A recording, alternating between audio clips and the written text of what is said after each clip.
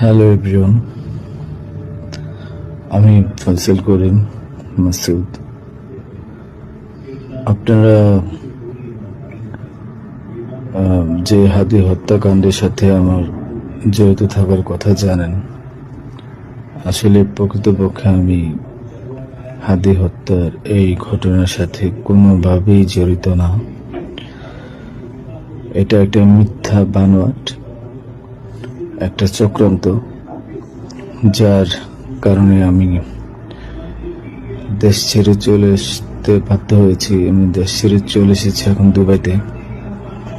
দুবাইতে আছি। আমার দুবাইয়ের 5 বছরের মাল্টিপল ভিসা ছিল। যেভাবে হোক অনেক কষ্ট করে দুবাই চলে এসেছি। আর আপনারা এই হাদি হত্যাকাণ্ডের জন্য মিথ্যাভাবে আমার ফ্যামিলির সবাইকে জড়াইছেন। তাদের কোনো দোষ নেই, তাদেরকে আপনারা সবাই মিথ্যা হয়রানি করছেন। যেভাবে পারছেন সেভাবে অত্যাচার করছেন। আসলে এটা বলে বোঝানোর মতো না। আপনারা অনেক অত্যাচার করছেন, মিথ্যাভাবে তাদেরকে ফাঁসিয়েছেন, আমাকে ফাঁসিয়েছেন। হ্যাঁ, হাদির সাথে আমার সম্পর্ক ছিল। আমি গিয়েছিলাম তার অফিসে যাওয়ার পিছনে কারণটা হচ্ছে, আমি যেহেতু ব্যবসা করি, আমার একটা আইটি ফার্ম আছে। তো দীর্ঘ 10 বছর ধরে আমি বিজনেস করছি।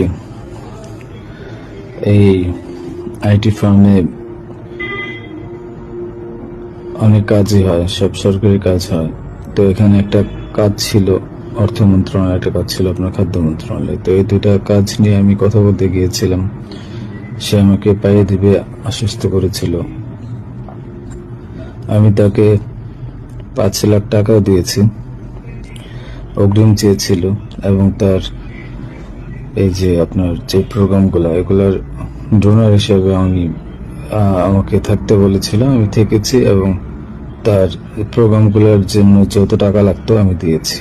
এবং লাস্ট যেদিন শুক্রবার, ওই দিনও তাকে আমি 10,000 টাকা দিয়েছি তার ওই প্রোগ্রামের জন্য। এখন কথা হচ্ছে, আমাকে মিথ্যাভাবে ফাঁসানো হয়েছে। এগুলা যেহেতু হাদির সাথে জামাতের একটা কানেকশন আগে থেকেই ছিল, ও জামাতের প্রোডাক্ট, তো সেই জন্য